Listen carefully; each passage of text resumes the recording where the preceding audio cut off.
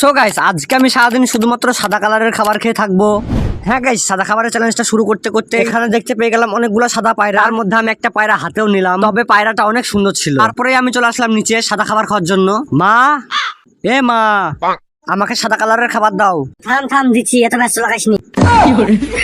তারপরে মাকে বলতে বলতে আমাকে দিয়ে চলে গেল আলু চালের রুটি এবং সামাই, যে দুটো রং ছিল কিন্তু সাদা। তারপরে আমিও বেশি দেরি না করে আমিও রুটিটা আর সামাইটা খেয়ে ফিনিশ করে দিলাম। তারপরে চলে গেলাম অন্য কিছু সাদা খাবার খাওয়ার জন্য। তারপরে একটা দোকান থেকে নিয়ে নিলাম লস্যি। লস্যিটার রং ছিল কিন্তু সাদা। তারপরে আমিও লস্যিটাকে ফিনিশ করে দিলাম। তবে লস্যিটা খেতে খেতে আমার অবস্থা। তারপরেই লস্যিটা খেয়ে চলে গেলাম বাড়ি। বাড়িতে এসে দুপুরে ভাত খাওয়ার সময় মাংস আলো ছিল, তবুও আমাকে কিন্তু শুধু শুধু ভাত খেতে হলো, কারণ আমি তো শুধুমাত্র সাদা কালারের খাবার চ্যালেঞ্জ করেছি। তারপরে সন্ধ্যার টাইমে নিয়ে নিলাম একটা ক্রিম বিস্কুট। আর হ্যাঁ গাইস, বিস্কুটের ভিতরে ক্রিমটা কিন্তু সাদাই ছিল। তারপরে আমি বেশি দেরি না করে আমিও বিস্কুটটাকে ফিনিশ করে দিলাম। তারপরে বিস্কুটটা খেয়ে আজকের সাদা খাবারের চ্যালেঞ্জটা শেষ করলাম।